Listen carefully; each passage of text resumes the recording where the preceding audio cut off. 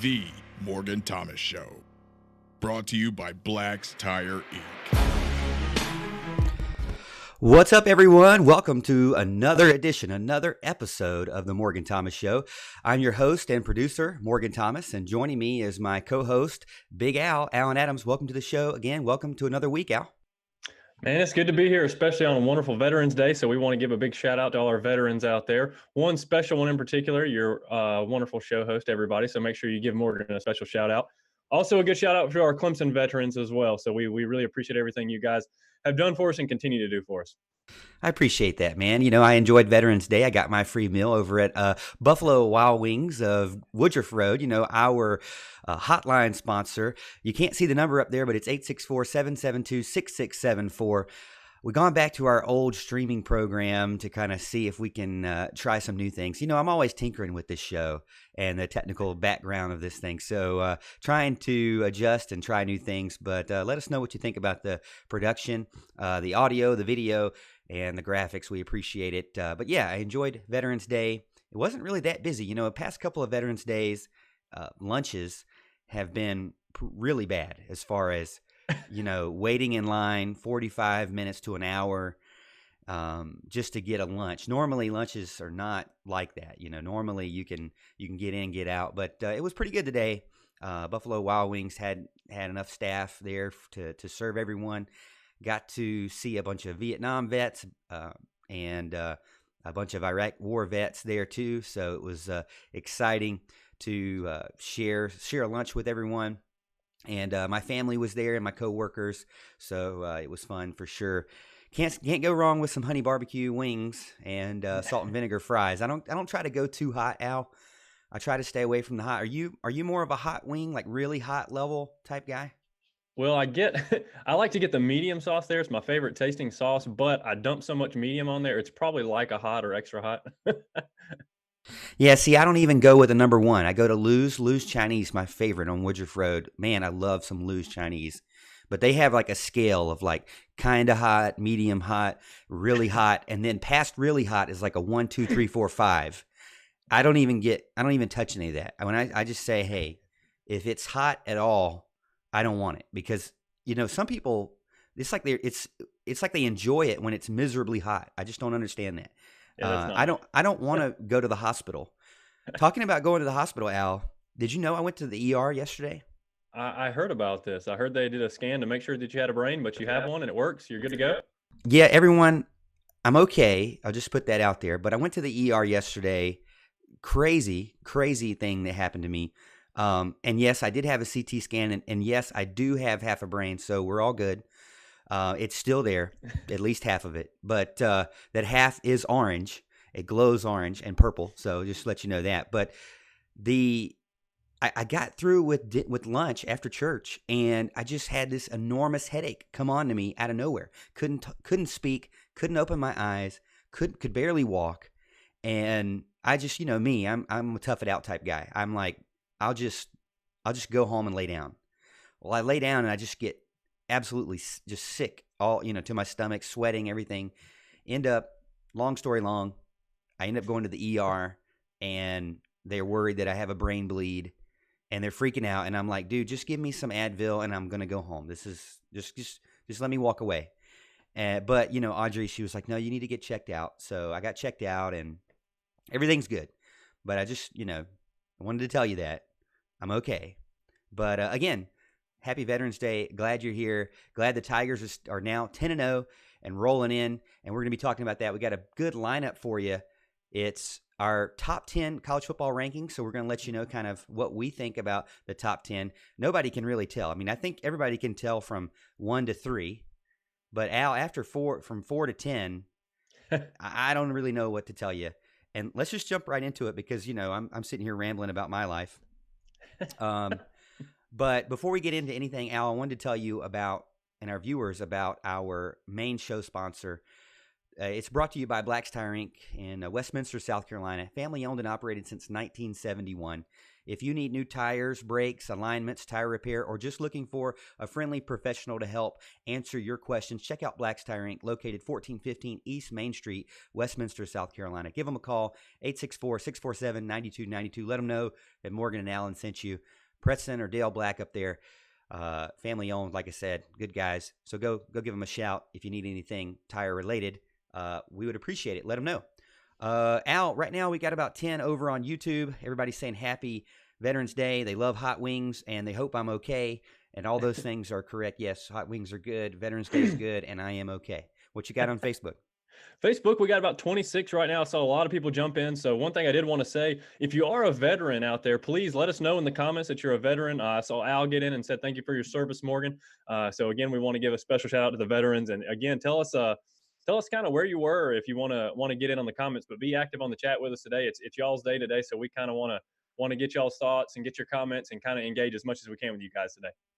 And I was going to wear my camouflage, but then, the green on it disappears with the green screen. So I can't really wear that. But I'll tell you, I served from 2004. I joined when I was 17 years old and got out in 2012. I had served one tour of duty in Iraq and enjoyed it. Stationed with the 3/8th Cavalry out of Fort Hood, Texas. So, I am grateful for everything the Army did for me, put me through college with no student loan debt. So I love that. And helped me get a house too with the VA loan. So loving that stuff for sure. But love my country and want to see it continue to get better as we go. But I want to let you know, if you haven't seen the show before, we're a 1 hour show. Well, we try to be a 1 hour show, but Alan and I, we talk about Clemson sports, really Clemson football, baseball, basketball, anything you want to talk about as well in the chat if you want to let us know. But we come on every week now on Monday nights, 8:30 p.m. Eastern time. And we're available Facebook on our Facebook page, YouTube, on the Roar 105.5. As long as there's no sporting event going on Thursdays, we'll be on Thursday night as a replay, audio only on the Roar. And then we also have it as a podcast, Apple, Google, Spotify, iHeartRadio, Spreaker, wherever really you listen to a podcast, check us out there. But let's get into our first topic of the night, Al. I know everybody's excited about this. Everybody has their own opinion. Let us know in the comments what you think right now is your top, let's say top 4, because I know top 10. If you want to be extra tonight and say top 10, put it in the comments. But we're going through our top 10 college football rankings. Alan, I'm going to start us off with number 1. I really think I looked at this, and I almost put Clemson up at number 1. I really did. But I decided to put LSU as number 1 because of their resume and the fact that they won that big, huge away game in Tuscaloosa, which, we called. So I just want to make this clear. We are giving our top 10, not what we necessarily think the pollsters are going to rate them, right? Yeah, we're not talking about like what's going to happen tomorrow night because you never know. But this is really us. Okay. Yeah, I think ours mine is definitely going to be different than theirs. I'm pretty sure, but yes, I actually have LSU as number 1 as well. I mean, you can't leave LSU out of number 1. They have the most impressive resume. They have the most impressive wins, especially after Tuscaloosa this weekend for sure. So we agree there on number 1. Let us know what you think. Is LSU number 1 or not? Let us know. Are we wrong? Are we off base? Tell us in the comments, and we'll give you a shout-out. LSU, to me, a top 5 offense. They can hang with anybody. My only concern is that they're giving up points with anybody, too. They're really kind of like just a little bit better than Alabama. I don't know if they can really stop or, stop a good offense, and I think if you can hang with them, I think you've got a really good chance at beating them. I wonder what's going to happen when they meet a good defense. Now, they did meet a good defense, I believe, in Florida, but that was a home game, so I give them a little credit for the home game there. And Florida hung with them until kind of the third end of the third, fourth quarter. For me, number 2, I know this is going to be surprising. People are going to go back to the old ranking we did a couple of weeks ago and say, well, how did they jump so much? But really, Al, the more I look at it, I'm going to tell you that I have cemented my confidence again in Clemson. They don't have the resume, but they're a top 5 offense, a top 5 defense, and they've played, even though they haven't played ranked teams, they've played top-level offenses and shut them down. So I'm going with Clemson number 2. Look, I don't have a problem with Clemson number 2. As a matter of fact, if we're going, I try to base mine less off the eye test, because when they do that on the big shows like ESPN, it's artificially inflated, with all the propaganda from the SEC out there. So right now I'm going based on resume, and I've got Ohio State number 2. They've played some lower level teams. They do have a good win, convincing win against Wisconsin, a pretty good team there. But they've just absolutely blown everybody out. So they've done a good job. I'm having them at number 2 right now. Okay. For me, I like Ohio State, and I'm split between them and Clemson. I don't give them credit for having a ranked win against Michigan State, because I really think Michigan State is one of those teams just can't win big games. Yeah. Same goes for Wisconsin. They as the year has gone on, Wisconsin has turned into a team that basically is so one-dimensional that they hang on their defense, but then now they can't win games. So I feel like Wisconsin's kind of fallen off the planet. They're even out of the Heisman race. We know Joe Burrow is now obviously the Heisman winner. We can go ahead and say that after winning that game. I think I think most people are going to give that to him. So LSU has their first Heisman winner in a lot of years, I think, and I'm going to go ahead and call that. But I got Ohio State, again, a top 5 offense and really the number 1 defense as far as total defense goes. They've played offense. Really, they're the only team, Al, as far as defense goes, that has only one team has scored 20 or more. Same thing with Clemson. Only one team has scored 20 or more, and Ohio State's the same. So I think those are 2 stacked teams. To be honest with you, I think when it's all said and done, you're going to see a Clemson Tiger, Ohio State Buckeye national championship. Yeah, I wouldn't be surprised with that at all. I have Clemson at number 3, actually. After being kind of punished for their close win at UNC, they kind of took their rightful spot inside the top 4, and, they're not going to relinquish that unless they were to lose one from here on out. And I mean, there's nobody they're not going to be heavily favored against. So I have Clemson at number 3. I definitely think they can make, you can make an argument at the end of the day, for having them at number 1 if you want to use the eye test or something like that. But I think simply based on resume, number 3 is a good spot for them. Now, I know this is one that I don't really want to say because it is another team from that conference. But the only team they lost to is LSU. Now, granted, I do not like the fact that they did not have the lead at all at home the entire game. They were down by 20. It was almost a repeat of the national championship Saturday, and then they finally started running the ball more and getting back into it. Their defense kind of stepped up towards the end of the game, and they brought it within 1 score. But I've got Alabama. They're still by far the best offense this side of Oklahoma that's left outside of LSU, Clemson, Ohio State. Alabama's a top 10 offense, not a top 25 defense by any means. Anybody can score on them. But they do have the offense to hang with, I think, just about anybody. And when you look at the rest of the 10 that we're going to list, being that Oklahoma has now decided that they're not going to hold anybody back, they're going to let everybody score 40 on them. I think that the only good offense left is Alabama, so I'm giving Alabama my number 4 slot. And this is where I knew we were going to start to differ here, and it's kind of funny because I know you'll probably be more in line with the BCS poll that comes out. But actually, I went with Oregon at number 4. They're still looking good. A team that continues to roll despite their opening week loss to Auburn in a game that they really outplayed Auburn the entire game. I really think they're going to continue to run the table. I thought they would lose that game and run the table to get a possible spot in the playoffs. And it looks to me right now that they're headed for, a 1-loss Utah team in the Pac-12 championship, assuming they continue to win, of course. So right now, I have Oregon at number 4. I kind of figured you were going to lean towards an Oregon. You've been kind of talking about them all season, saying don't sleep on them. Don't say that they don't count them out after that 1 loss to Auburn, even though they had it in the bag and they kind of they just didn't want to adjust. That was my frustration there. I have them a little bit lower because I ding them for not adjusting in that game. If they would have just turned it around and started stopping the run, which they really couldn't against, I believe, Whitlock.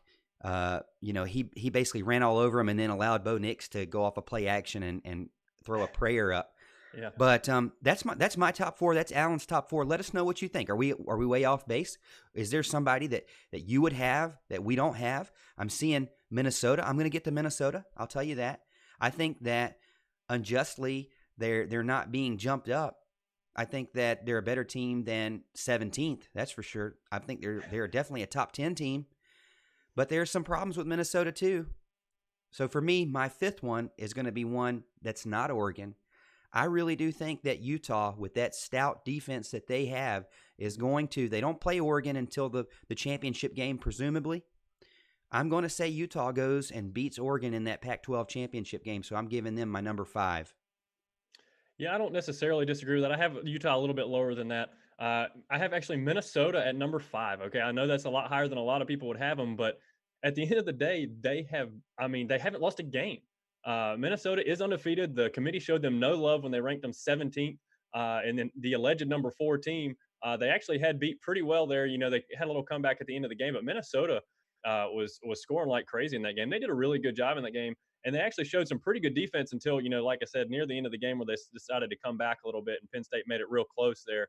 But I like what I've seen from Minnesota. You know, they have no choice but to make a huge jump in the polls here if they thought Penn State was number 4 and Minnesota beat them. It's actually a game we picked, or I picked as Minnesota covering the spread there with a possible win. I don't know if you picked that or not, but yeah, it's looking good for the Golden Gophers right now. So I'm going to have them at number 5. I ended up going with Minnesota for my Yahoo Pick'em, and we'll talk about what our rankings are right now. We'll go over that a little bit further in our second segment. Stay tuned for our second segment, Picks Against the Spread, Week 12. Alan and I'm 58%. Alan's still at that 61%, but I'm getting closer to him.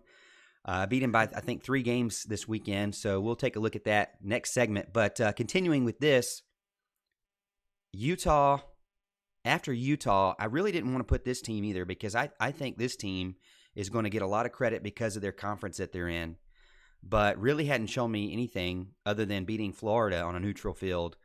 And I don't even know if they're going to win this weekend against Auburn, but I have to say that, well, we'll talk about it more when I get into it. But Georgia, as of right now, I got them at 6, and I'll tell you right now, it's because of their defense. It's because of their run defense that keeps them in games. Their offense is not explosive at all.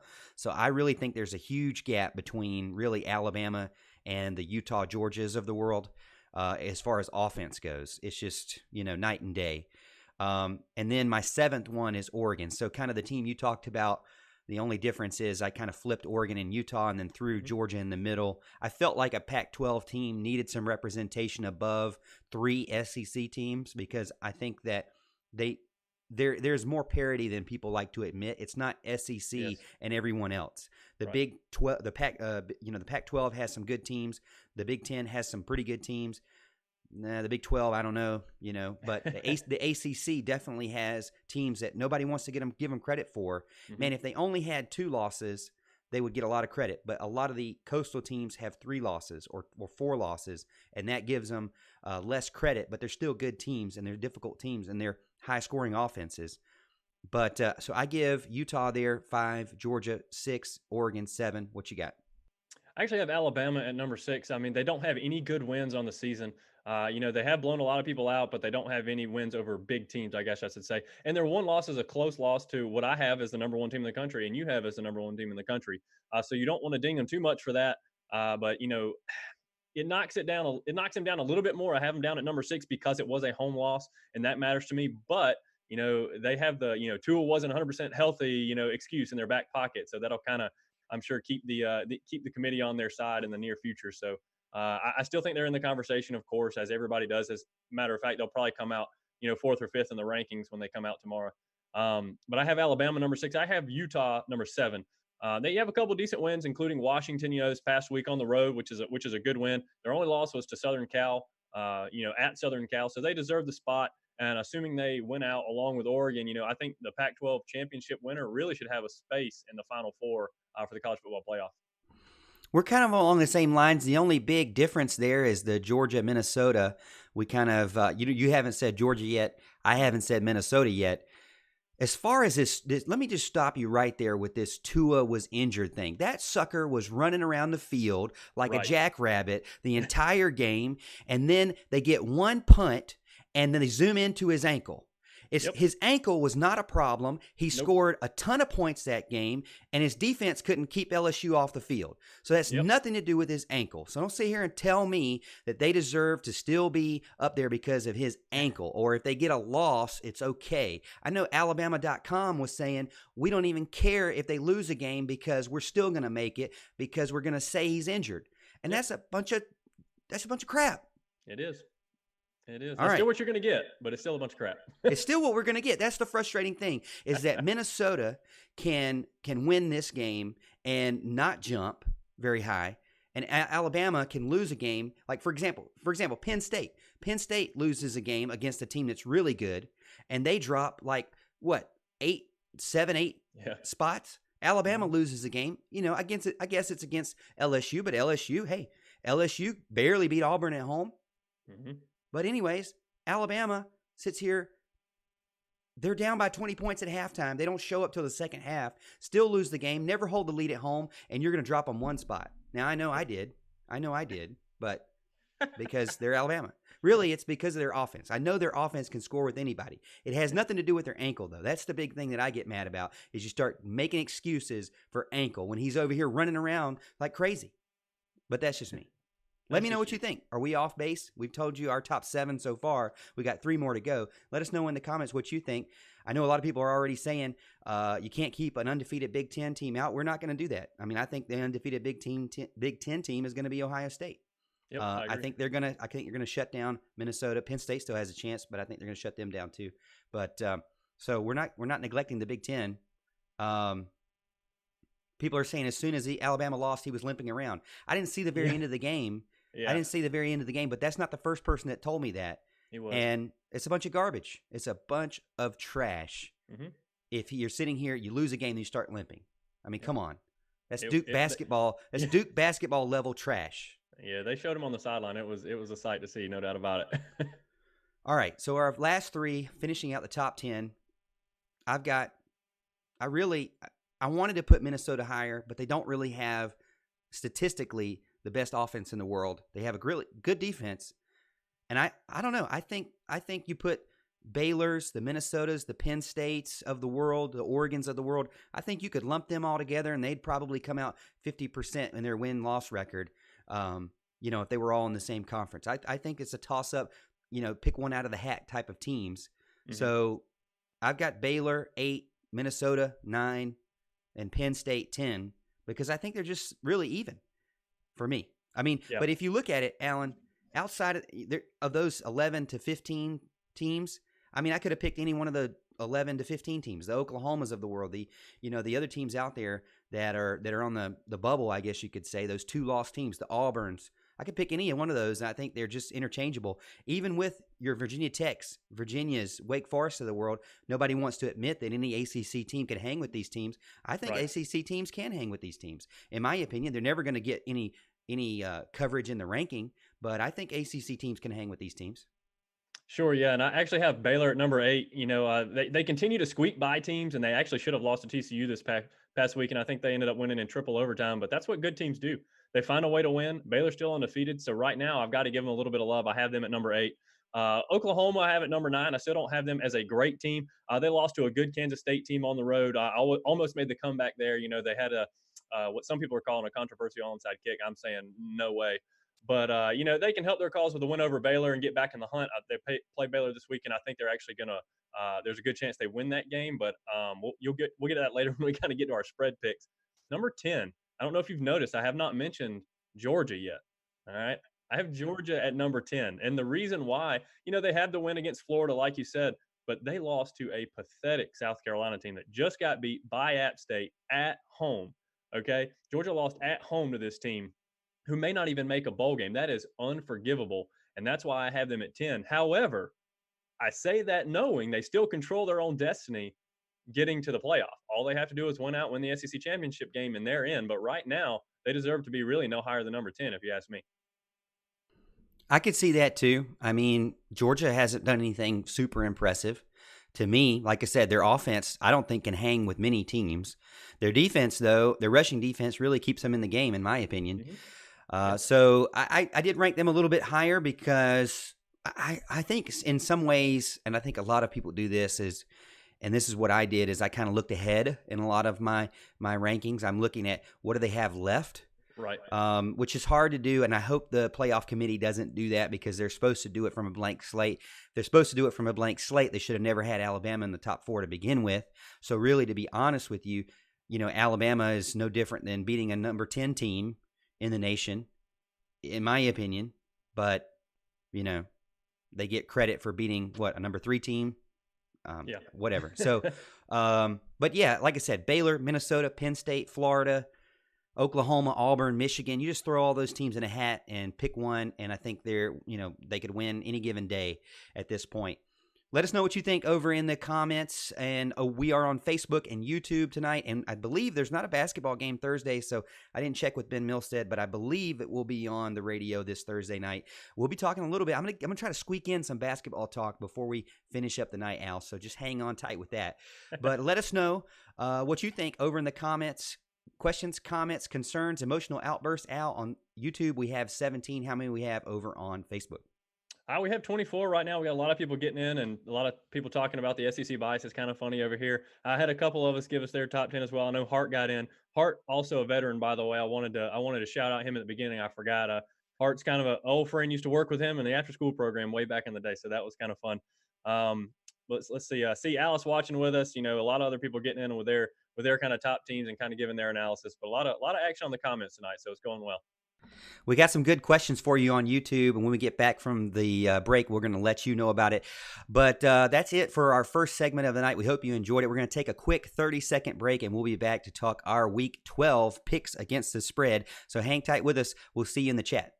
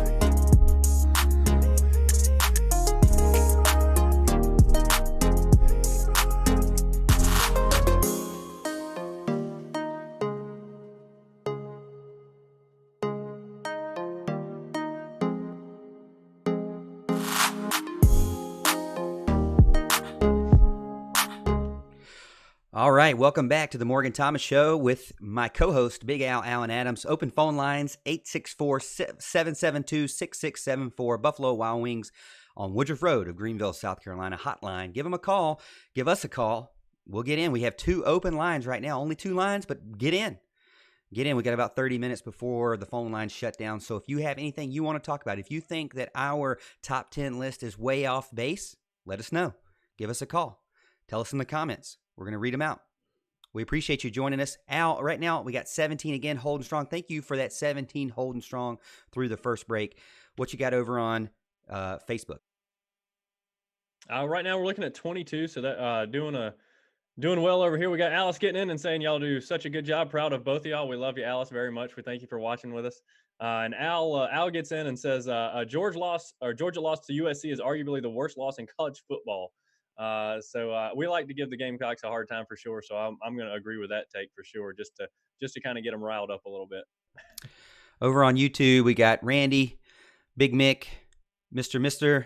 Marty Bruce, Clemson Carson, Craig, and Nathan all jumping in. Got a lot of talk over on the YouTube chat room, jumping up to 20 about right now. So thank you so much. Make sure you like and subscribe to the channel. Right now, we have almost 600 subscribers over on our YouTube channel.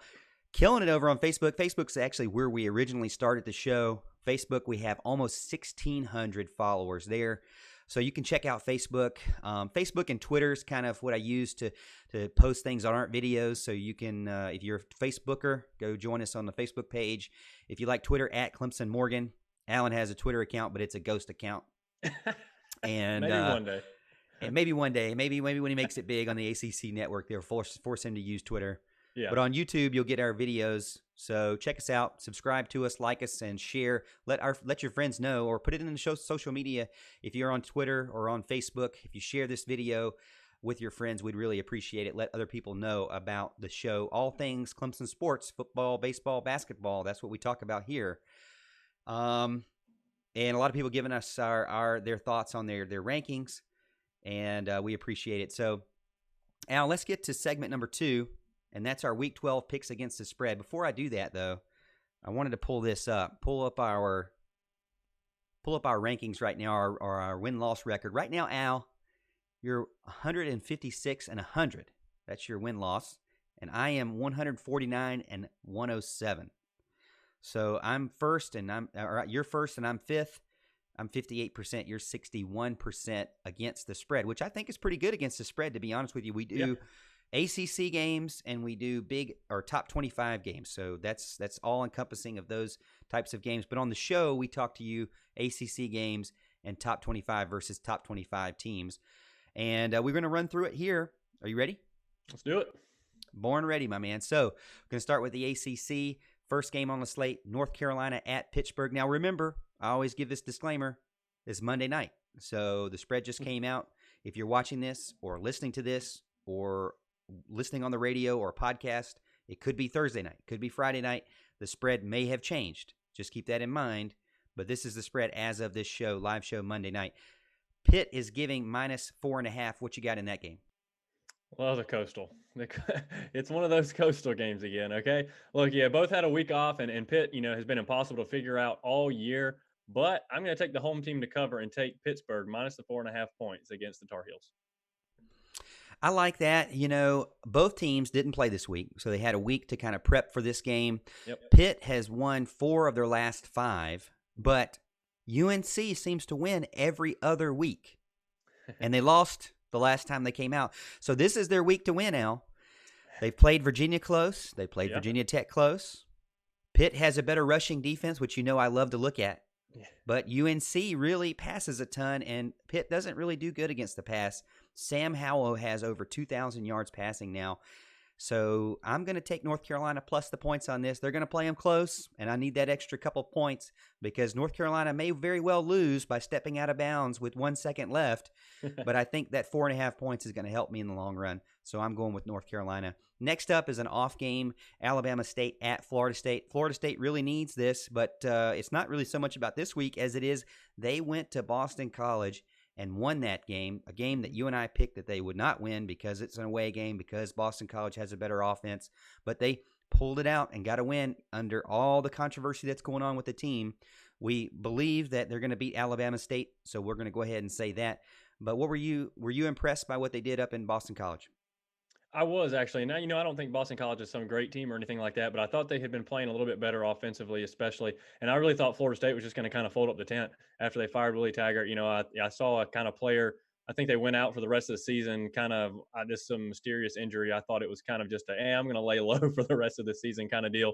So I thought they'd fold up shop, but hey, they came out with an impressive win, did a good job. I think Boston College made a comeback in that game, but couldn't quite pull it off. So yeah, good win for Florida State, and I'm taking them this week as well, of course.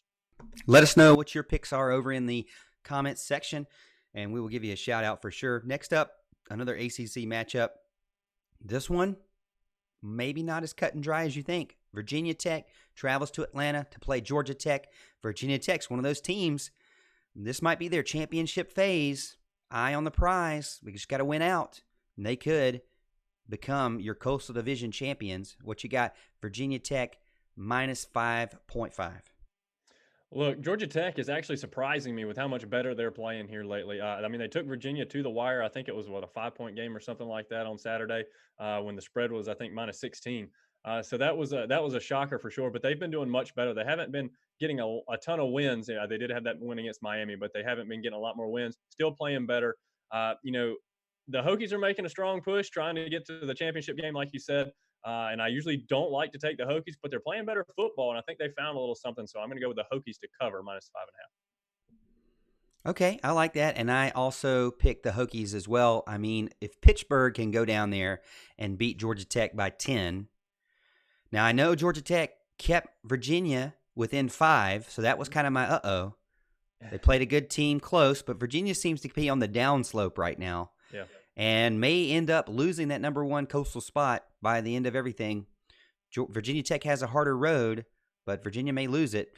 I'm going to go with Virginia Tech in this case. I think that they go down and probably beat Georgia Tech by 10. So give me -5.5. I think they'll clear that. I think they can win by 1 touchdown for sure. There's another one that's kind of hard for me. Syracuse at Duke. Syracuse, has a terrible defense. Got some injuries on that and they've lost a lot on the offensive line. Don't really have an identity offensively. But Duke as well is having a lot of trouble offensively. David Cutcliffe came out and said he didn't know what's going on with their offense. But Duke is -11 at home. That's kind of a scary number when it's double digits. It is a scary number for sure, and they really disappointed me with a poor showing against Notre Dame.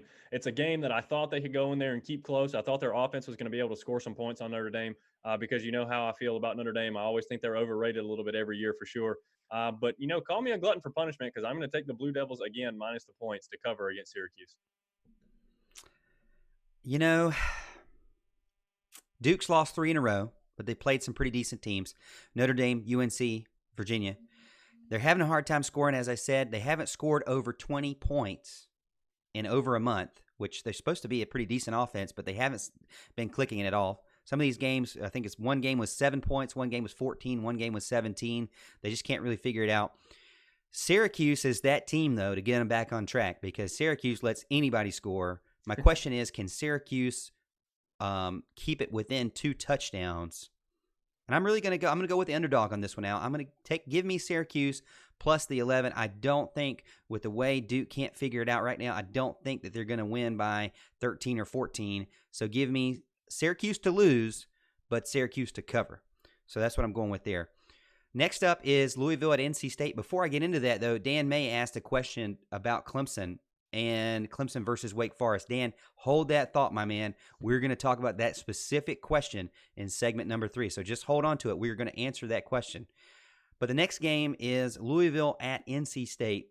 Louisville -3.5. This one, does NC State even have a team anymore? Yeah, who really knows? Louisville has really disappointed me a little bit lately. I kind of thought they had their offense rolling a little bit. I kind of took them 2 weeks in a row, and I think they failed me both weeks. So I'm still going to take them though. NC State, I'm going to say, is beaten up by the Clemson loss. I mean, Clemson obviously just hammered them this weekend. I think they had a couple of players dinged up coming out of that. So I'm going to take Louisville -3.5. Hopefully they can finally get me a win and get that spread total, up one more for me. You're not going to get away from me on this one, Al. I'm going to pick Louisville as well. I think one play when I saw Clemson get a first down, and all of a sudden 16 players were hurt on the field at NC State. I think they were all starters. A couple of I think they're basically playing some of their practice dummies right now out on the field. So NC State is a shell of what it used to be. What did you think about that frosty handshake? Wait a minute. Let's hold that one. We'll hold it to segment 3 about the frosty handshake. So hang on to that too. I know people are wanting to know about that, what we think about that, but we're going to talk about that in segment number 3. Let's get into our ranked versus ranked. And we're going to hold the Clemson, the last ACC game, to segment number 3. But our ranked versus ranked, this is a fun one. Veterans Day. We're enjoying honoring our veterans today. And let's talk about number 24, Navy. I think these are old ranking numbers because ESPN was going by AP poll, and now Monday they're going by the football committee, and it hasn't updated till Tuesday night. So if my rankings are wrong, just forgive me there. But Navy at Notre Dame. Notre Dame -9.5. What you got there? Look, Notre Dame's been playing pretty well lately. Again, after they kind of made me look bad with, I think they beat Duke something like 38-7 this past weekend. It was not pretty. The Irish did very well, which I hate to see. But, even though Navy's given them a little trouble in the past, I just don't think this is the Navy team we've seen in the past. So I'm going to take the Irish to roll in this one and cover the spread. I think you're crazy, Alan. I'm calling you on this one. This is one where we disagree. The midshipmen, Alan, you said they're not like what they used to be. They're not like what they used to be because they've passed 53 times this year, and last year they had only passed 25 times by the end of the season. So they've more than doubled their passing attempts. That's why they're not the same, but they're still clicking 42.4 points per game. Not so fast. If I had my Lee Corso pencil, not so fast on this one. I think if you give me 9.5, Navy loves to play Notre Dame close. Mm-hmm. Notre Dame, not just an average team, even though they have a number above their name, just an average team. And I think Navy goes in there, and I think Navy keeps it close. I'm not saying that Notre Dame won't win, but I think that Navy has the ability to run against anybody, as we know, but now they're able to pass a little bit more than they used to, so you got to watch out for that. I'm going to give me the veterans, and that 9.5, I will take it. Go midshipman on that one. Let us know. Are we completely off base? Let us know in the comments, Facebook and YouTube. We got a lot of people jumping in now. We're going over our Week 12 picks against the spread. And Alan is 61% against the spread now going into Week 12. I'm 58%. So, hey, maybe we know what we're talking about, or we're just really good guessers. If you ask any of my teachers, they would tell you it's the latter. But 17 Minnesota at 18 Iowa. Iowa minus 2.5. Yeah, look, plain and simple, give me the Golden Gophers after their big win, and a good offense against Penn State. Good offensive showing anyways against Penn State, who supposedly had a pretty good defense. I'm going to take Minnesota to take this one. I think they're going to get the outright win actually at Iowa, which is kind of crazy. I like to bet on Iowa a lot of times, but they're just not impressing me like I thought they would at the beginning of the year. So I'm going to take the Golden Gophers. And we've got Randy in on our caller hotline right now. So just hang tight, Randy. We're going to get to you. I appreciate you hanging on with us. But I will tell you this, 2.5. I know Iowa plays teams close, but they play bad teams close. I think Minnesota is better of a team than they have faced, even though it's in Iowa and it's a tough road game for sure. But are you kidding me? Give me Minnesota and the points. The Gophers might be coming off an emotional win. They might get that emotional win let down. But I don't see it, man. They have their eyes on the prize. It's the championship phase. They see it ahead of them. They can't let down. And I think they go in there and, I'm going to take that 2.5 points for sure. After that, I think they have Northwestern, which, give me a Northwestern in the ACC. Yeah. Give me a Vanderbilt. Give me a Tennessee. Well, maybe not a Tennessee. Give me a South Carolina in the SEC or the ACC. I'd take them. But number 9, Oklahoma at number 12, Baylor. This is a big deal, Al, because Oklahoma, they're still trying to keep their hopes alive. Baylor, I believe, still undefeated after squeaking out that one this weekend. Yep. So Oklahoma, though, it's a home game, double-digit underdog for Baylor. Oklahoma minus 10. Yeah, I'm not overly impressed by either team. I know they were kind of at the bottom half of my top 10. So I say not overly impressed. They're good teams, don't get me wrong, but they're not college playoff caliber teams in my opinion. So I think Baylor has really played to their competition a lot this year.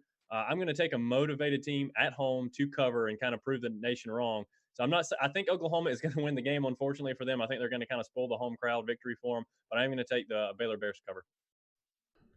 Not so fast. Something's up with Oklahoma's defense. They're starting to give away 40 points like it's Halloween candy. Winning at home by only 1 point against Iowa State, making me worried. You know how I feel about 1 point losses, wins, 1 point wins, 1 point loss. You know how I feel about those 1 point games. I'm so chapped this year about a 1 point game. If Clemson wins the national championship, I'm putting up a tombstone in my backyard of that NC State or the UNC game. I'm telling you that because I'm so mad about that 1 point loss that Clemson didn't have. Rest in peace, that game. But I'm going to take Baylor in this case. I don't think that Baylor wins. I think that they have a good enough offense to hang with Oklahoma, a little bit better of a defense in Oklahoma. And so I'm going to go with that. 10 points for me is just enough. Vegas got me on this one. 10 points is just enough for me to take 10 points. Did you just not so fast me and agree with me? Yes. I'm Lee Corso right here. I'm just Lee wanted Corso. to make sure. I don't know what I'm saying. All right, so I don't either. It's that brain scan from yesterday. I thought you went with Oklahoma. No, I took Baylor to cover. I said Oklahoma wins the game, but I think Baylor's going to cover. See, that's where you trick me. I'm saying Oklahoma wins the game, but Baylor covers. You have to listen to the whole thing, Morgan. Well, before you're done with your sentence, I'm ready to say what I want to say. So, all right. So we're in agreement. No more not so fast. I unbreak the pencil on you. And the last game we have coming up, this is what they say, the big game, because it's the SEC game. I know a lot of my friends in church are going to say, what is Morgan going to pick here? It's the Dogs, number 6 Georgia at number 11 Auburn. Georgia -3, so a little bit of a favorite going in. So Auburn's a little bit of an underdog at home. What do you think? Look, I think Auburn knocks off the Bulldogs, out of the top 10 here. I think they get them out of the top 10 totally. They make the committee sweat wondering which SEC team to put in the playoff if Georgia were to come back and win the SEC championship with 2 losses. But I think Auburn knocks them off this weekend for sure. And I think they're going to have a tough time over there on the Plains. But it should be – I hope it's a good game. But I think Auburn gets the victory. I'm taking Auburn plus the 2.5, get the outright victory. All right, you picked Auburn plus the point. Plus 2.5, that's correct. To win. That's right. Not so fast, Alan. Not so fast. I'm telling you right now. I just wanted to confirm. Not so fast. Auburn runs everything. Everything goes through the running game for them. Georgia has a really good running defense. Georgia was able to show what they could do against Florida. Georgia, again, eyes are on the prize. They're ready to go. They're going to keep pushing towards that SEC championship game. But I think that they knock out Auburn in this case. I don't really like Bo Nix. I don't think he can win tight games. I think this is going to be a close game. I think Georgia can win by more than a field goal, though. So give me Georgia, maybe 2 field goals in that case. Okay. And for all the Dog fans, Stephanie, Evan, and Cassie, if you're watching, go Dogs. That's all I'm going to say. But wow, I'll give you that. I can't believe you said that. I'm very disappointed that you said it. I don't even think they're watching tonight. I know Evan was at one point. I'm not sure if they still are, but I'm disappointed in you as a whole. I'm trying to support our dog fans. If we're going to grow the channel, we got to pet the dog a little bit. But let's get over to Randy real quick. And I know he's been hanging on for quite some time, so let's get over Randy from Pickens. He wants to talk about Dabo Swinney's press conference, and let's see if we can pull him on now. I don't know if you'll be able to hear him or not, but Randy, are you there? Yeah, what's going on, guys? Hey, Randy, welcome back to the show. I appreciate you getting a call in, 864-772-6674 if you want to call in. But, Randy, the floor is yours, my man. What you got to talk about? Well, I want to kind of switch gears on you. I want to talk a little Clemson basketball. Okay, yeah, coming off a good win over Colgate. Over the years, I've kind of gotten frustrated with Brownell, and I don't know if anybody caught it this morning. He called into the Packer and Durham show, and he kind of called in anonymously, and he just called me in as Brad from South Carolina. But they called on pretty soon who it was. And I'm going to tell you, I kind of got a renewed respect for the guy. That guy, one thing about it, he loves Clemson, everything about it.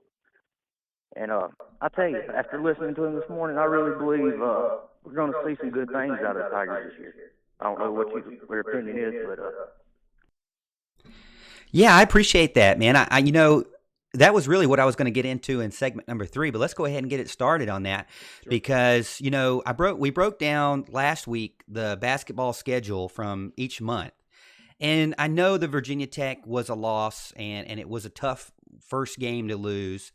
They hung with them, and I don't think anybody expected. I can't even remember the player's name, but man, he scored. He was a true freshman that scored 30 points on the Tigers, yeah. And like Walt Deptula said, that guy's going to score 30 points on a lot of people this year. Really good point guard there, and I think I always love when you get a leader of the team, kind of that general at the point. If you have that, you can go really far. But Clemson ended up losing that game. They turn it around. They had some problems shooting. They had some big problems with the free throw line. But then they turn it around 2 days later, and they win against Presbyterian. And then, like you said, they beat Colgate, which a Colgate team is a team that went to the NCAA tournament. So they're not a team to just say, oh, that's a mid-major that Clemson got a win over and we just ignore. That was a good win, and it was a good, hard-fought win because it was tied with, I believe, like 6 minutes to go at 62-62. So I think that was a good win. Those are the games that Clemson has to win, though. The Virginia Tech wasn't necessarily a have to win. It was a good win if they would have gotten it. But I think November is still a success if they beat Detroit Mercy on November 17th, if they beat Alabama A&M, which I think those are two good winnable games there. And then they get to go to Las Vegas. So there's 2 home games, and then they get to travel to Las Vegas for that end of November Thanksgiving timeframe tournament. They're going to play TCU, which is a good Big 12 team. Wyoming and Colorado, 2 really good teams there, or Wyoming or Colorado, whoever wins that game. So to be honest with you, I think that Clemson has a good chance to finish November strong, even with 1 loss. And I'm really still projecting them to have 1 loss after November, which is really the best we could have expected. I mean, the best we could have expected is undefeated, but with only 1 loss going into December, I think that's nothing to blow your nose at.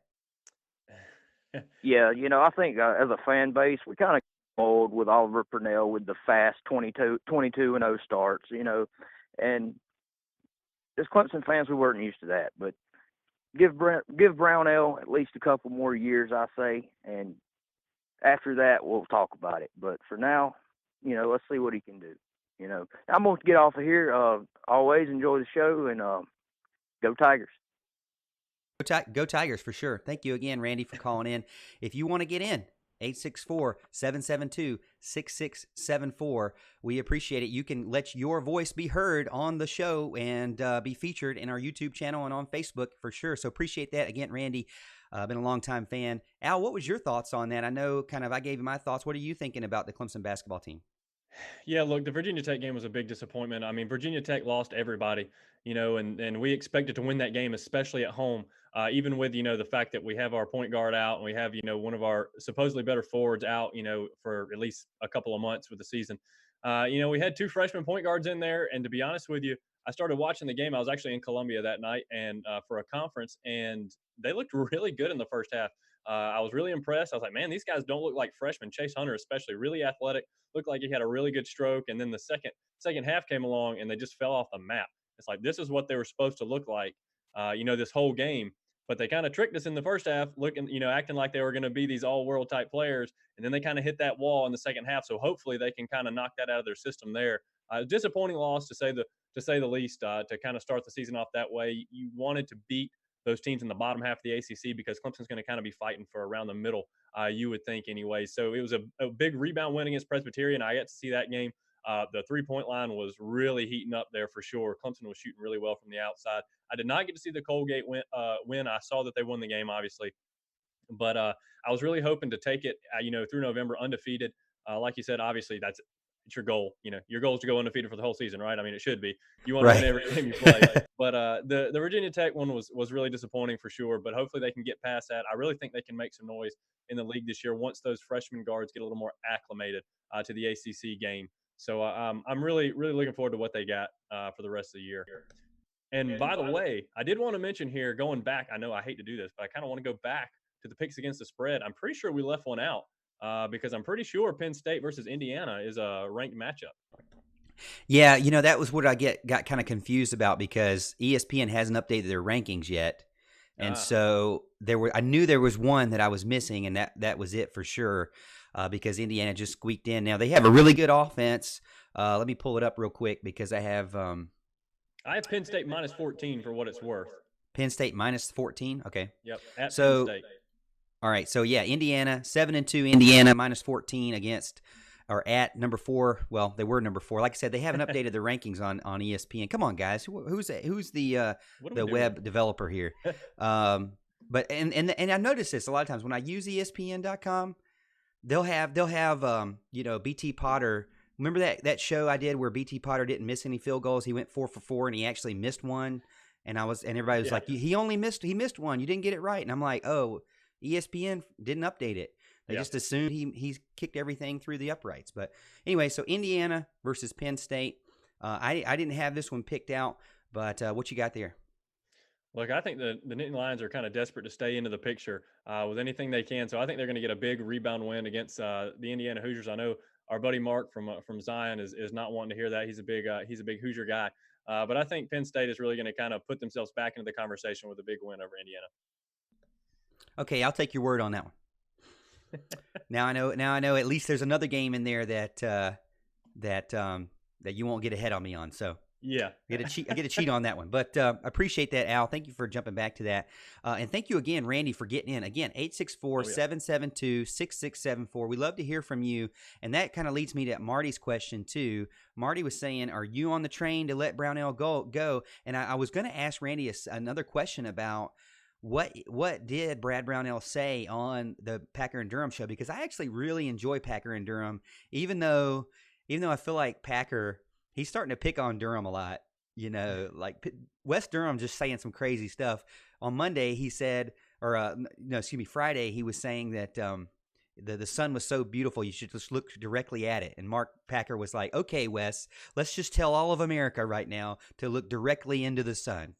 Like West Durham just says crazy stuff like that. I guess I can relate, Al, because there's somebody else that's does sports that says crazy stuff, and I think his name is me. But But anyways, so I would like to know what he said. I can't. If you were a coach, would you call into a show like that? Would you do that? Sure, why not? Mix it up a little bit, spice things up some. Brad from Pickens. I would have. I'm gonna go watch that because I have YouTube TV. You guys know I have YouTube TV, so I'm gonna go rewatch that and check that out because I'm interested. I am not on the Fire Brad Brownell train this year. I think the problem is you got a lot of people with opinions that don't even watch the games. You don't come to us. You don't watch our videos because we know our views about basketball are low. Like not even half of our football videos. Basketball can't even get half of our football videos. So we know you don't watch our basketball videos. But when we do our basketball videos, there's only a few people that watch. And I think you got to watch the games. You got to support them. You got to know what's going on and know what Brad Brownell's dealing with.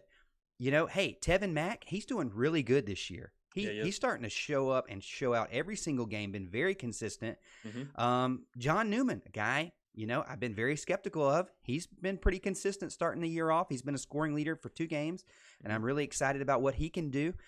Now, Alamir Dawes, a true freshman, a guy that Brad Brownell recruited, that everybody says Brad Brownell can't recruit. Well, he recruited away a graduate, Tevin Mack. He recruited Curran Scott, who can shoot. He recruited Alex Hemingway, but he's hurt now, but he can shoot.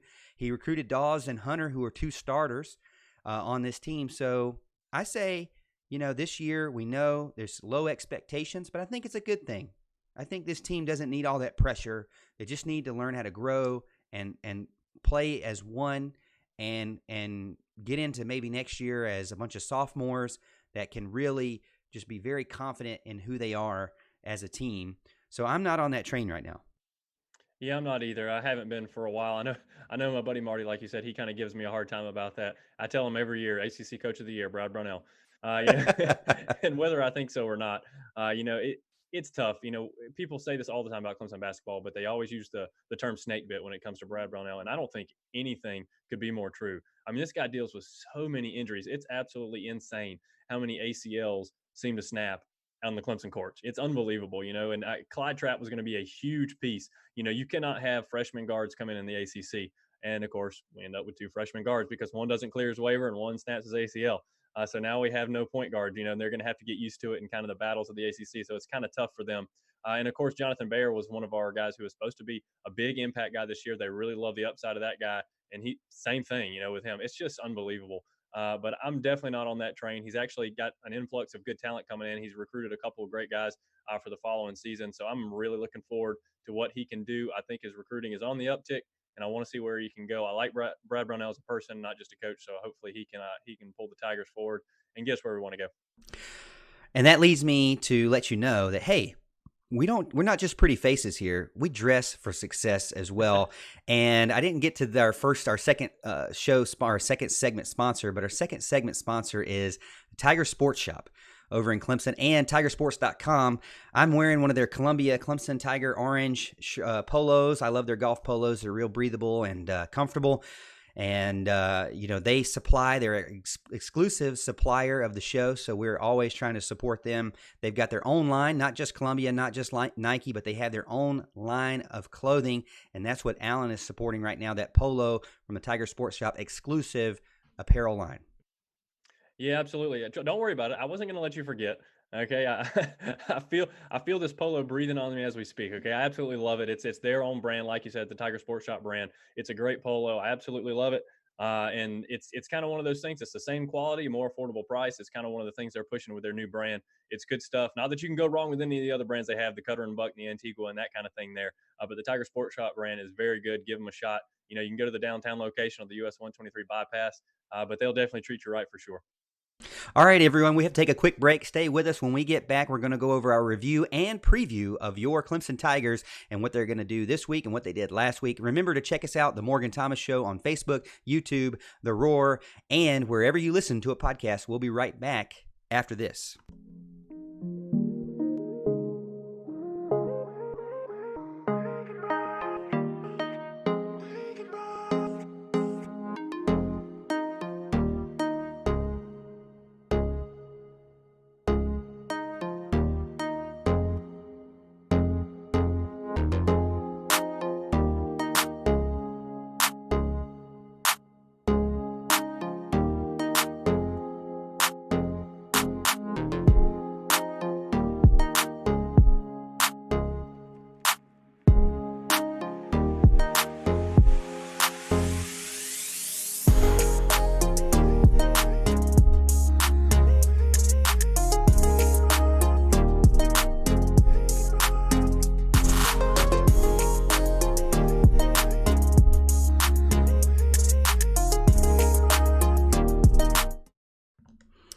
Welcome back to the Morgan Thomas Show with my co-host Big Al, Alan Adams. Open phone line still, 864-772-6674 at the Buffalo Wild Wings of Greenville, South Carolina hotline right off of Woodruff Road in the shops at Green Ridge.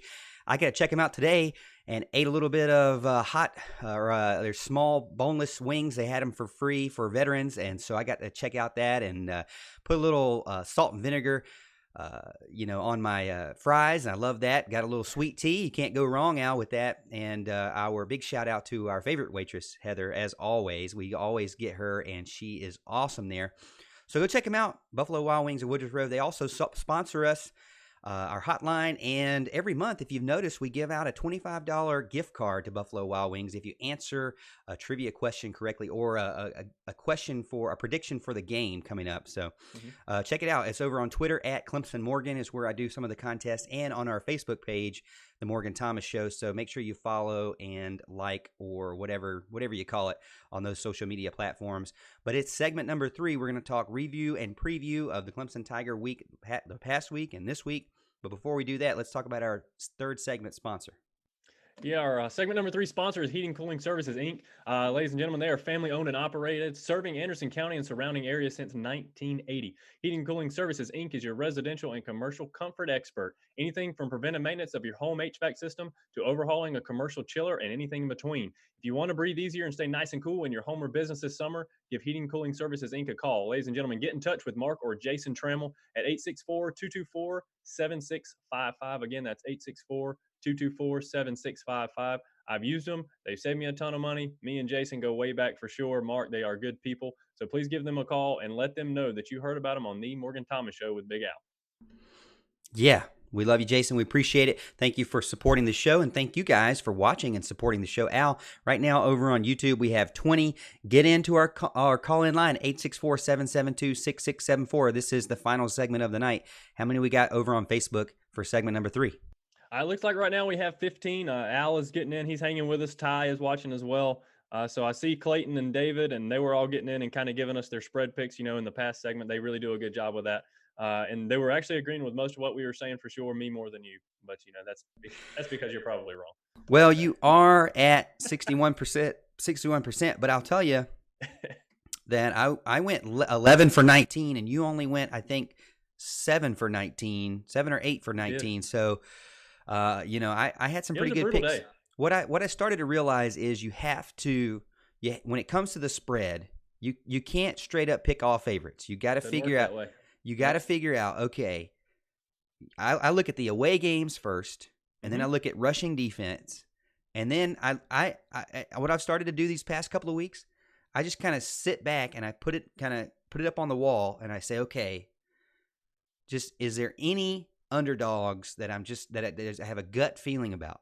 Anybody that I think could win it or keep it close. And then I just go ahead and pick them, and I say, hey, let it be what it be, you know? Sure. And that's how you beat Vegas, I guess. I don't know your tricks to the trade. Alan won't tell me his tricks to the trade. I guess that's why he's number one, but I'll tell you what I got. But segment number 3, let's get into it, starting with the Clemson review. And that was Clemson just destroying a team that really barely has any players left. And like Mark Packer said over on at Packer and Durham, it's a good thing that Clemson had in a road game because they only brought 75 players. Well, actually, he said it was a bad thing that it was a road game because they only brought 75. So thankfully that Clemson only played some of their 75 best.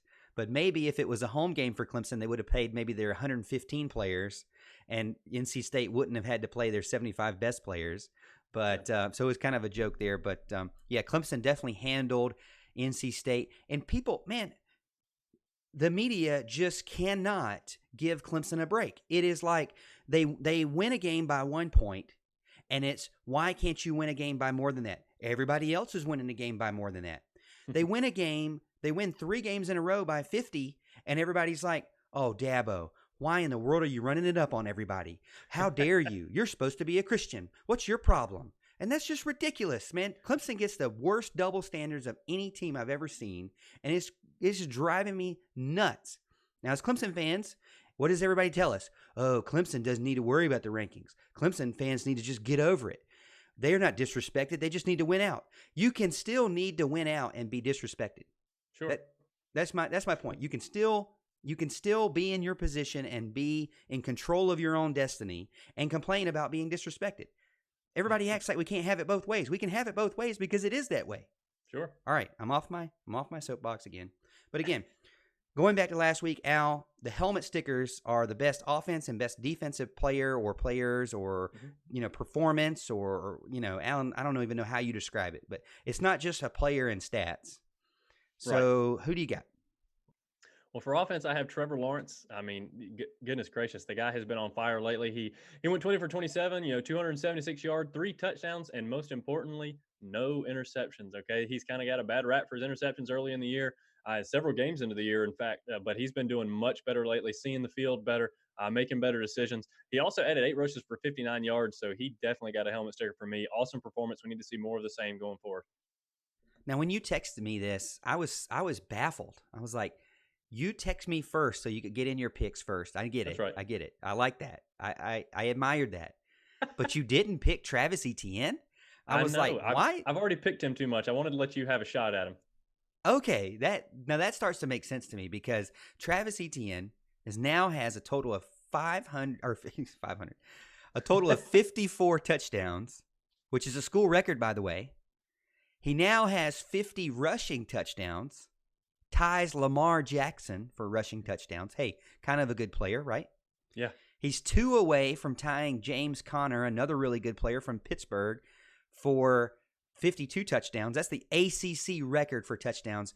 I want to see Travis Etienne break the ACC record. I know he will. He's got 2 games left. He should. He only needs 3 touchdowns. I think he's going to get it. Sure. But let's break the record. Let's break the record, Travis. We love you. We want to see more of you. We want to see that ball in the end zone with number 9 on the jersey.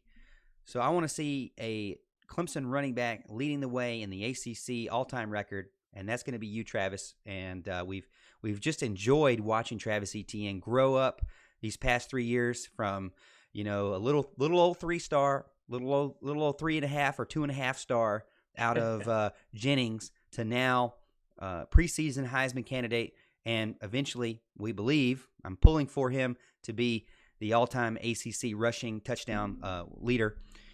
But I got Travis Etienne. I mean, he did awesome. So I have to say that. Well, who do you got on defense? Yeah. I actually took Logan Rudolph on defense. I don't think anybody in particular really stood out to me on defense. They all did pretty well. All had a good game, obviously. He had 1 sack and a tackle for loss. The announcers were even showing him some love, when they talked about how Brent Venables loves his motor. It's a guy we've been hearing about for the last couple of preseasons about how this guy has a nonstop motor. He doesn't have quite the measurables that Clemson really looks for in a defensive end. They usually like the long, lean type of frame, and that's not really him. He's a little bit on the shorter side, a little stockier. But it's really good to see some on-field production from this kid. We've been hearing about it, but he hasn't really shown up in games too much. But he's starting to turn on a little bit, and I'm hoping that continues.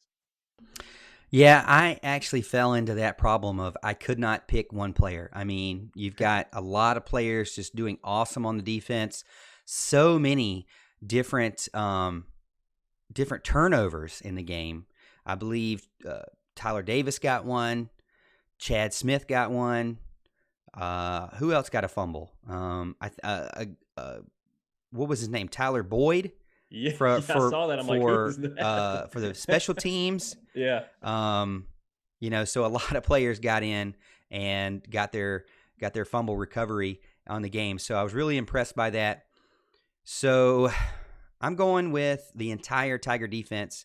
That was another game that they held a team to under 300 yards. This is what Dan was asking us before. Dan Mayover earlier on the YouTube channel was saying, what do we think? Are they going to continue that? It's going to be tough against Wake Forest for sure. We'll get into that a little bit further.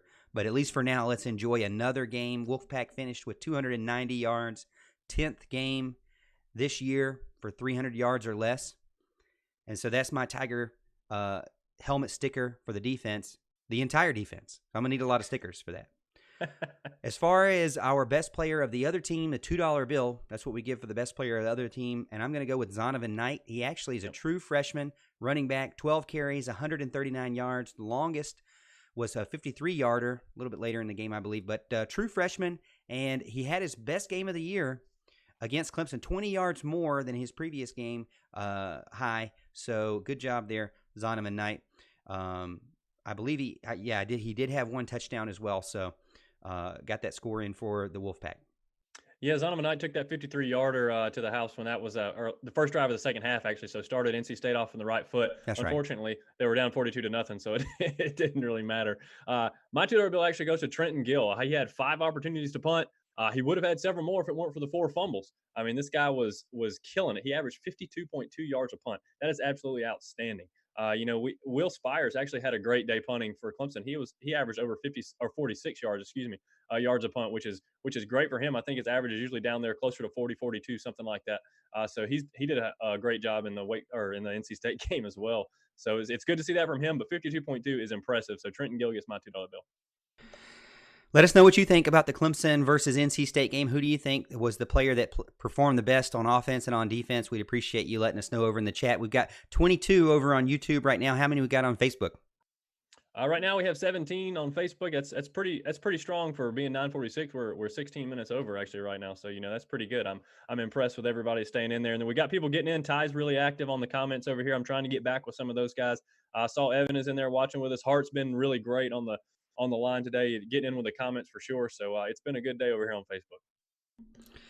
Yeah, I appreciate that. So let's get into the game coming up this weekend. This was one that was supposed to be 2 ranked teams versus each other, but Wake Forest just dropped the ball big time against Virginia Tech. And I didn't get a chance to watch the game, but I heard on Packer and Durham this morning that they had some Sage Surratt got injured, had a hand injury.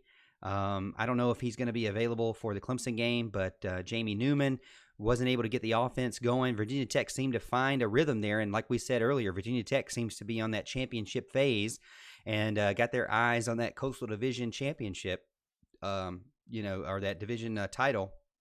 But Sage Surratt is the brother of Chaz Surratt, so that kind of gives him a little bit of good luck because, Chaz did really awesome against Clemson on the defense. But again, ETN, I'm looking for him to eye that ACC rushing record. And again, like Dan said, can Clemson hold the team to under 300 yards? Can they do it? Wake is averaging 487 yards or 87.3 yards per game. So to me, it's not so much can Clemson win the game, because I believe we all think that they can win the game. I mean, they're 33.5-point favorites right now. So I think that we all know Clemson's going to win the game. I don't think it's, especially it being a home game. Think about this. This is the last home game, Al, for Overton. Yep. Last home game for Wallace, Kayvon Wallace, Tremaine Akram, John Simpson, Sean Pollard. Man, thank you so much, seniors, for that. And a ton of juniors. Ton of juniors out there that might not make it back for their senior year because they're going to go to the pros. I'm thinking T. Higgins, Maybe A.J. Terrell, maybe Travis Etienne. James Skalski just came out and said he's staying, so he'll be back. But then you got Isaiah Simmons. Ooh, that just hurts to say. I know. It just hurts to say, but he's a redshirt junior, and he'd be ready to leave this year after this season's over with. So got a lot of guys we got to get to say goodbye to, a lot of championship winners, some of the best seniors to ever play the game at Clemson. So we never want to forget what they did to bring this team to where they are. So thank you so much, seniors and redshirt juniors who may not be playing any more games in Death Valley after this Saturday. But Al, again, what's the question here? The question is, can they keep it under 300 yards and finish out the year strong? What do you think? They got 2 games left to keep it under 300 yards for the season per team. Yeah, that's going to be really tough. That's a tall task. I think they can. I think they'll be able to move the ball a little bit. Wake Forest. Everybody wants to talk about how good their passing game is. I don't know if you remember this last week, but we had the conversation. I was talking about Wake Forest. Yeah, they're putting up a lot of offense, but look who they're putting it up against. I don't know if you remember this, but from last week, do you remember who the number 1 defense they played was? I asked you this last week, and you said Florida State, and I had to tell you it was NC State. Look, No, NC State. No, it wasn't NC State, was it? It wasn't NC State. You told me NC Rice. State. No, that's the second team. Oh, okay, Rice okay. is the second best defensive team they faced. NC right. State was the first. I asked you the first simply so I could say Rice is the second, okay? Because that's kind of a more eye-popping stat there. But NC State was the best defense they faced, and they were in the mid-40s. I'm sure after last week, they're not in the mid-40s anymore. They're probably in the 50s or 60s right now after Clemson did that to them this past weekend. So Wake Forest has faced no defense this year, none whatsoever. I just don't think they face anybody that's going to come anywhere close to the caliber of Clemson's. So is there a chance they can keep them under 300? Sure, there is. But, still, you got to give them credit for what they've done, and they have put a lot of points on the board. They have done well in the passing game for sure. So I think there's a chance that Clemson can hold them under 300. I wouldn't hold my breath, but I don't think they're going to score a lot of points. I think it's one of those things where they may get a little, through the air, but I think Clemson's going to kind of, stiffen up in the red zone or kind of when they get across the 50, that kind of thing. Yeah, I didn't want to be right. I didn't want to be right taking the Hokies against Wake Forest to win the game. I wanted Wake to be ranked coming into Death Valley. Everybody wanted that, wanted the big, ranked on ranked night home atmosphere. But they weren't able to take care of business. Actually, matter of fact, Virginia Tech kind of beat them pretty good. If I remember correctly, I can't remember what the final was, 30-something to 16 or 17, I think it was. Wake's passing yards were really to one player. Kendall Hinton had 8 catches for 162 yards. That's insane. That's a really good game, averaging over 20 yards a catch for sure. So they only had 29 rushing yards for the game. Okay, 29 rushing yards total. That is absolutely pathetic. I don't think. Look, I love Clemson defense as much as anybody, and their defense on rushing and passing has been good this year. But I don't think that's going to happen again this week, even though I think Clemson defense is obviously better. Than Virginia Tech's, but that's just kind of an anomaly. You don't just normally get 29 rushing yards. So I don't expect that to happen again. But, I think Lawrence just needs to continue to do what he's doing, making good decisions, hitting the open guys. They kind of use the whole field and get into his checkdowns and that kind of thing. Etienne, I'm looking for him to have another big game. I really want him to bust 2 big runs. He used to do that all the time. I'm talking about 40-yard plus runs. So I want him to break some records and get to them quick. So I look for a big game from those 2 guys again. Just like all the receivers are going to get some love too. So it's going to be a good game and a good way for the seniors to go out in the Valley. Yeah, I think it's going to be definitely a win. And more I look into this, can they keep it 300 yards or less? Virginia Tech right now, when you look at it, they're holding teams. I don't know what their total defense is, but they held Wake Forest to 301 yards that game. Like you said, rushing, I believe you said 29 yards. Yeah. Which is, terrible. You got to think, if Virginia Tech can hold Wake Forest to 301, then you got to think there's hope there for Clemson to continue their streak. Hope. There's a lot of hope. I think that actually gives some big-time hope for Clemson. So I'm going to go ahead and answer your question, Dan. I think that based on that information that Virginia Tech just did it, the fact that Sage Surratt, I just looked it up as well, Sage has a shoulder injury, and Clausen is not disclosing it. He said he's not going to say anything until game time. So I think it's a little bit more serious than he wants to admit or maybe he's kind of holding it close to the chest there. So their biggest playmaker as far as a wide receiver out more than likely, or at least hurt big time with his shoulder. Clemson is really good at, and I think one thing we worried about going into the season was their what would they do against a rushing defense, against a rushing team. Mm-hmm. With their new defensive line and their new linebackers. Right. We weren't concerned at all with their passing defense. And I think that's where their strength lies, and that's what Wake Forest does. We already talked about this last week. Wake Forest doesn't really have much of a rushing defense or a rushing offense. Right. So we don't have to worry about that. I think that this tees up perfectly for Clemson in their 3-3-5 defense.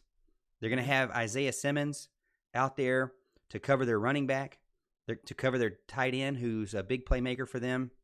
So I'm saying that Clemson holds them under 300, and I'm also going to tell you right now that Clemson, I'm picking number 5, we're assuming number 3 Clemson as I'm picking them against with the minus 33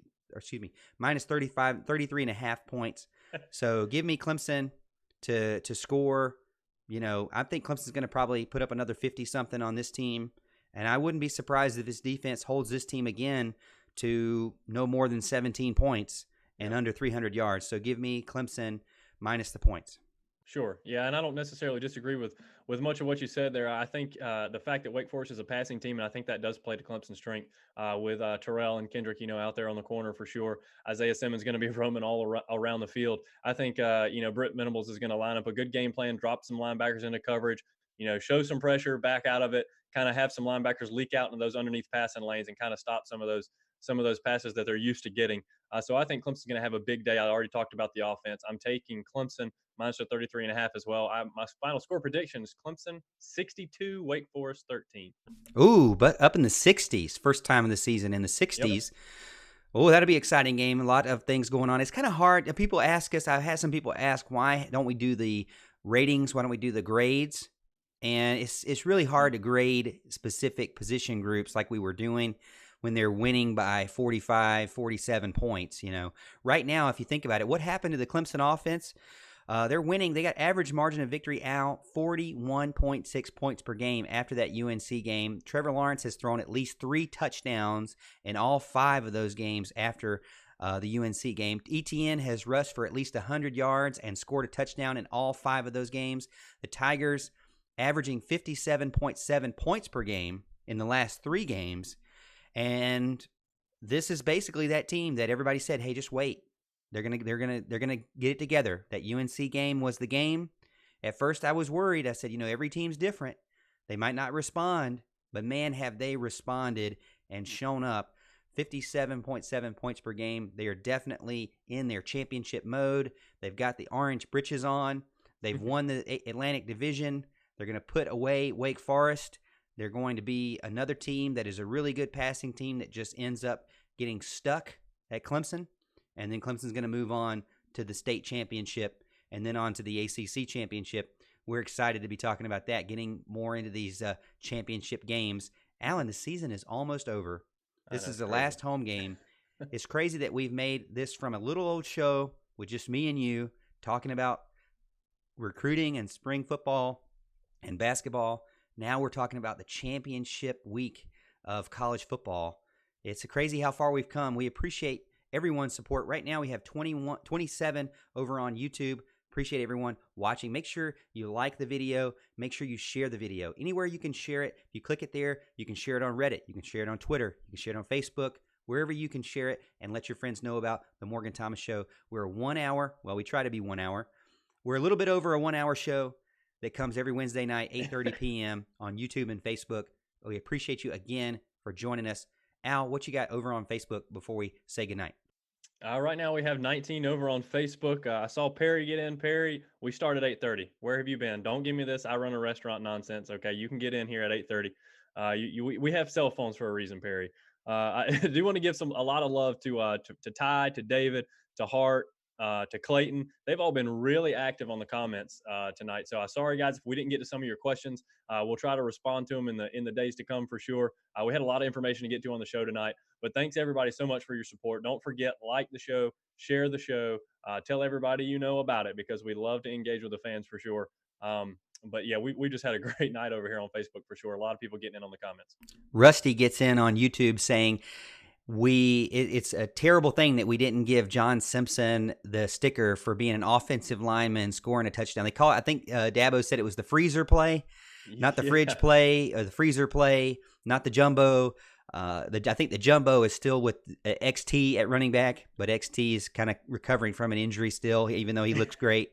But I love seeing that, and man, how excited did everybody get once he scored that thing?